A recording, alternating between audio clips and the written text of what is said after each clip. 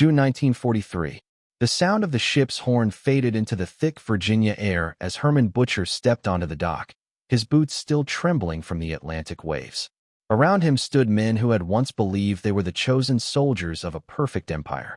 They expected their enemies to glare at them, to spit, to throw stones. Instead, they saw a brass band playing cheerful music while women in coveralls operated cranes larger than any machine they had ever seen. Black and white dock workers shouted orders to one another, laughing between lifts of cargo, moving with a confidence that didn't fit the image they had carried of a broken, divided America. One of the Germans whispered, half confused, half amused, "They let women and Negroes touch war machines. The Americans must be insane." Others chuckled with him, shaking their heads, calling it chaos dressed as freedom. As they walked past the gates, Herman noticed children selling newspapers beside soldiers, their faces careless, their voices full of life. The soldiers didn't stop them or shout. Everything felt open, loud, and strange. For 3 years they had been told that democracy was disorder, that weakness hid behind laughter and music. But here, in the middle of a world war, America looked anything but weak. The soldiers weren't guarded by fear. They were surrounded by noise, by motion, by ordinary people who didn't seem afraid of uniforms marked with the enemy's eagle. Herman's eyes moved across the dockyards filled with ships stretching beyond sight. It looked like an entire city made of steel and rhythm, operating without command shouts or whips. When the prisoners were lined up for inspection, an American officer greeted them in fluent German and read from the Geneva Convention. He asked about their health, their meals, their faith. Some Germans laughed, thinking it was sarcasm, but then came Jewish American officers distributing Red Cross parcels, offering kosher meals to anyone who needed them. The laughter turned into silence. Herman saw one of the soldiers hesitate before taking the food, his hand shaking as if touching something forbidden. Back home, even the idea of such a scene would be called madness. Later, in the mess hall, Herman sat across the room from American sailors who had been his enemies only weeks earlier. They ate the same food, shared the same radio broadcast of a baseball game, and ignored the Germans completely. That quiet indifference was more unsettling than hatred. No one shouted victory chants. No one reminded them of defeat. The Americans seemed too busy living to hate. As the sound of the game filled the hall, Herman caught himself listening, not to the words but to the laughter that followed every play. He had never heard laughter sound so fearless. When the train carried them inland, the windows were left uncovered. Through them, they saw open factories, unguarded power plants, and streets full of workers who looked richer than German officers. They could read company names in bright letters. It was as if the Americans were daring them to look, daring them to understand that nothing needed hiding. Herman's friend Otto muttered, "They don't even hide their secrets. They must think we're harmless." Herman didn't answer. He watched a small-town station where wives kissed their husbands goodbye in public and children waved flags without knowing war's weight. Something in his chest tightened, not from fear, but confusion. Every mile they crossed deepened that confusion. Each city, each village, each face they saw contradicted everything the Reich had painted as truth. Freedom looked disorderly, but it worked. Equality looked impossible, but it was real enough to stand in front of them. By the time the train reached Texas, the laughter had stopped. What began as mockery had turned into silence, and that silence was the sound of something breaking inside them. Not pride, not loyalty, but certainty itself. The camp gates opened to a place that didn't feel like a prison. Rows of wooden barracks stretched beneath the burning Texas sky, each fitted with electric lights and real plumbing. Inside were clean beds with sheets and pillows, not straw or dirt. Herman ran his fingers along the edge of a blanket, half expecting to find a trick hidden in it. "This isn't war," Otto whispered. "It's theater." But the guards didn't play parts. They treated the Germans as if they were guests who had simply lost their way. Even the camp commander, a tall officer with calm eyes, addressed them in fluent German, explaining that they would elect their own spokesman, manage their own schedules, and even run their own newspapers. It was an order that sounded like a joke until Herman saw the seriousness on his face. The first night, when the lights stayed on past sunset, some prisoners couldn't sleep. They were used to darkness and fear, not comfort. Outside, American guards sat under the moonlight playing cards. laughing like men who didn't know the meaning of war. One of them offered cigarettes to a group of prisoners through the fence. Nobody moved at first. Herman finally stepped forward, took one, and when the guard struck a match, the glow lit both their faces. For a few seconds, there were no uniforms, no nations, only two men sharing silence. The cigarette burned slower than usual that night, as if time itself was holding its breath. Days turned into routines that felt almost ordinary. German doctors worked in camp hospitals alongside American nurses, using equipment better than what most of them had seen back home. When one soldier fell sick, the Americans treated him faster than any field medic had ever done in Africa. Even the medicines were shared equally. Herman overheard an officer saying, "They give us their best drugs. For us." His voice trembled not with gratitude, but with disbelief. It was easier to accept cruelty than kindness. Work details followed soon. The Germans labored on nearby farms, side by side with Mexican and black workers. The first morning, Otto refused to touch a hoe, muttering that he wouldn't take orders from inferiors. The foreman, a quiet man with sunburned arms, didn't argue. He simply handed Otto a glass of cold water and said, "You'll need this before the sun wins." By noon, Otto was working like everyone else. The rhythm of the fields erased ranks and races. Herman watched him quietly and thought, "This is the kind of war no one taught us to fight." At lunch, they sat under a tree and saw the foreman share his food with the prisoners. He handed Herman half an apple, then bit into his own, tossing away the core without thought. That simple waste struck Herman harder than any propaganda. In Germany, people fought for crumbs. Here, even laborers threw away fruit because they could afford to. It was arrogance, yes, but it was also abundance. He couldn't decide which was more dangerous to his beliefs. As weeks passed, the prisoners began to move freely within the fences, earning small wages in canteen money. They could buy chocolate, soap, even instruments. One afternoon, Herman entered the canteen and saw a piano standing near the window. An American soldier asked him if he could play. Herman nodded slowly and sat down. When his fingers touched the keys, everything he had buried under discipline and pride surfaced. He played a slow German melody, the kind that carried both pain and memory.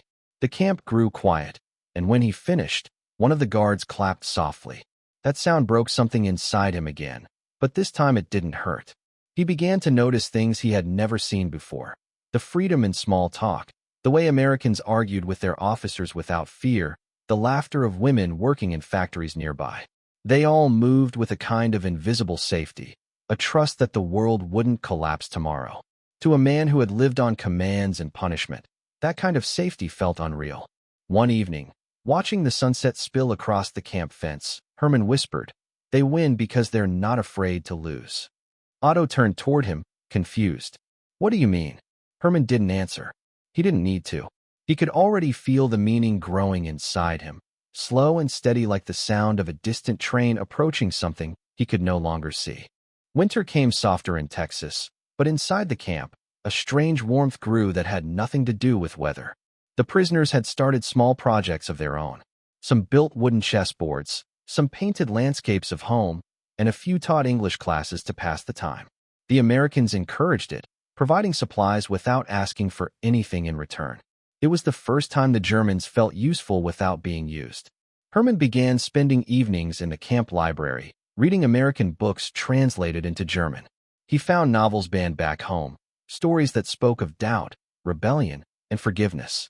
At first, he read them out of curiosity, but soon he realized they were changing the way he thought. The words didn't preach, they simply showed another way of seeing the world. On Christmas Eve, the entire camp transformed. Lights hung across the barracks. A tall pine tree stood in the main yard, glowing brighter than any German village had glowed since the war began. The townspeople from nearby Herne had sent gifts, boxes filled with candy, cards, and cigarettes wrapped with ribbons. Even the mothers whose sons fought overseas had written messages of peace for the men they should have hated. Herman stared at a small note that read, "May you return home safely to build, not destroy." His chest tightened. He couldn't explain why it hurt to read something kind. That night, the church choir from town came to sing Christmas carols. The women stood behind the wire fence, their voices trembling in the cold. Among them was a young woman whose voice rose above the rest. She sang in German, her accent imperfect but beautiful. The song was Silent Night. When she reached the final verse, a few of the prisoners sang along, softly at first, then louder, until both sides of the fence shared the same melody. Some men cried quietly, hiding their faces in their hands. Herman didn't. He watched her through the dim light, realizing that this moment, enemies singing the same song, was something his country had sworn could never happen. Later, back in the barracks, Otto sat at the edge of his bed staring at the gift he'd received, a pair of wool socks knitted by someone named Sarah Patterson, whose note said she had a son fighting in Italy. "She made these for me," he muttered. "Her son might be dying because of me, and she still made these." He threw them down, then picked them up again, unable to let go. Herman said quietly, "Maybe that's why they'll win. They fight hate with something we don't understand." Otto didn't reply. He just nodded slowly, eyes fixed on the socks as if they were proof of something greater than forgiveness. The next morning, the camp commander gave them a feast that seemed impossible for prisoners: roast turkey, pies, and even wine. The smell alone felt like mockery of the hunger Herman remembered from home. Yet when they ate, it didn't feel like victory or defeat. It felt like being human again. Around the table, the men spoke less about Germany and more about what they would do after the war. Some wanted to farm, others wanted to teach. No one mentioned the Führer. His name had started to fade from their conversations, like a word that no longer belonged to the language they spoke. After dinner, Herman sat outside near the wire fence. The night sky stretched above like a quiet ocean.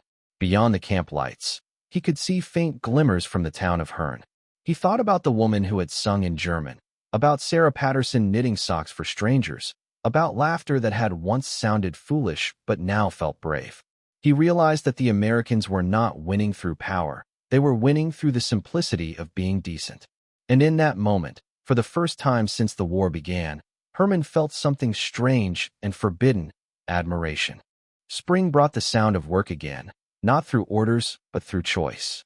The prisoners volunteered to help local farmers, fixing fences, planting cotton, and carrying tools under the open sun. There were no whips, no threats, no shouting officers, just the rhythm of human effort. Herman often found himself standing beside American workers who whistled while they worked, wiping sweat from their brows and joking about the weather. One afternoon, he asked a farmer why no one watched over them to prevent escape. The man looked at him, smiled, and said, "Why would you run? You eat better here than most men out there." It was a joke, but Herman didn't laugh, because deep down, he knew it was true. The more he saw, the more his old world cracked. In one cotton field, he worked beside a black man named Walter who sang while he picked. His voice was rough, but full of life. Herman asked how he could sing when his country still treated him unfairly. Walter grinned and said, "Because singing reminds me I'm free inside, even when I'm not outside." Those words stayed with Herman all night. They carried more power than any command he'd ever obeyed. He realized freedom wasn't just a law. It was a way of thinking, a way of being unbroken. Weeks passed, and Herman's letters home changed. He no longer wrote about escape or victory. He wrote about strange kindness, about how Americans lived like chaos had rules of its own. The censoring officer reading those letters must have noticed the shift, because one day an American officer called Herman into his office. He asked if Herman would help translate books for the new education program. Herman hesitated, wondering if it was a trick, but then agreed. He began translating small essays about democracy, about the power of free thought. At first, he treated them like language exercises, but soon he found himself believing the words he wrote. At night, prisoners gathered in discussion groups. They argued about everything: freedom, loyalty, guilt. Some still clung to their pride, but others, like Herman, began to question what they had once sworn to die for. Otto resisted longer than most. He still called America a land of fools until the day he saw a group of farmers openly criticizing their president in a newspaper article. Otto stared at the headline and whispered, "They mock their own leader during war, and they're not punished." Herman nodded. Maybe that's why their leader doesn't need to be feared. That single moment did what no lecture could do. It broke Otto's last belief. One evening, while helping unload supplies near the camp's edge, Herman overheard two guards debating baseball scores, laughing like friends instead of soldiers. He looked at them, then at the sky glowing orange from distant factories, and felt something heavy lift from inside him. He understood now what America's real weapon was. It wasn't the guns, or the planes, or the endless factories. It was the freedom to question, to fail, to be human without fear.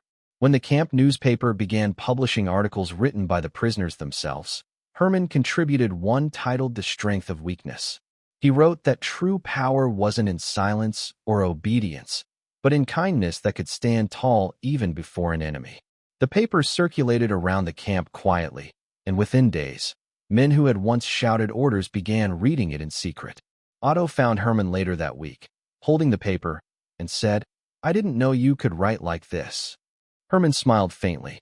"Neither did I." As summer returned, the fences began to blur. The guards were no longer strangers, the prisoners no longer enemies. On weekends, local families invited small work groups into town to fix barns or help in shops. The people paid them fairly, fed them, and even let them sit with them at dinner. Herman sat once with an old couple who told him they'd lost their son in North Africa. Yet when they served him pie, there was no anger in their eyes, only quiet grace. He couldn't finish his slice. He had never tasted forgiveness before, and it was too heavy to swallow. When the war ended, the camp changed overnight. Guards began to shake hands instead of shouting orders. Trains arrived one after another, taking men back to a homeland they no longer recognized in their memories. For many, the thought of returning brought more fear than relief. Germany had lived in their minds as something sacred, but now it felt like a ghost that had lost its shape. Herman packed his few belongings slowly. The same blanket he had once touched with disbelief now folded neatly under his arm. Otto stood beside him, quiet, his eyes staring past the fence that had stopped meaning anything months ago. Before leaving, Herman walked to the canteen one last time. The piano was still there, dusty but alive under the morning light. He sat down and played the same melody he had played months before, the one that had silenced the camp that night. But this time, it didn't sound like sorrow. It sounded like understanding. When he finished, a few of the guards who had come to say goodbye clapped softly, the same way they always did, but something about the sound felt final. He smiled, stood, and said in broken English, "You did not win by war. You won by who you are." The train carried them north through the same routes they had arrived by, but the men looking out the windows were not the same.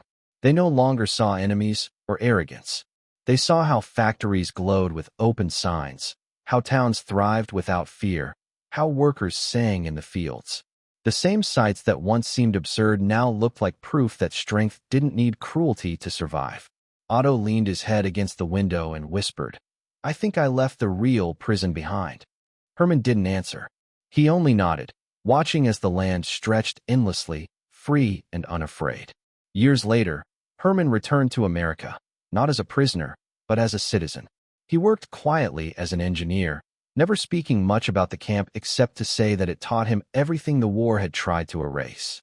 Otto wrote letters every Christmas to the family in Texas who had once fed him pie, sending photos of his children playing near a tree decorated with lights. In time, those same letters joined hundreds from former prisoners, all addressed to that small town of Herne. They called it the place where enemies learned how to be human again. In 1984, Herman stood once more inside the old campgrounds, now silent except for the wind brushing through the grass. The fences were gone, the barracks turned into museums. He met the same people who had once guarded him, now gray-haired, holding hands with the children of men they had once feared. They laughed, cried, and spoke in two languages that no longer sounded foreign to each other. Herman laid flowers under a small wooden sign that read, "From enemies to friends." As he stepped back, he whispered, "We came here believing in strength through hate. We leave believing in strength through mercy." If this story made you smile, share it with someone who needs a reminder that accidents can turn into beautiful beginnings.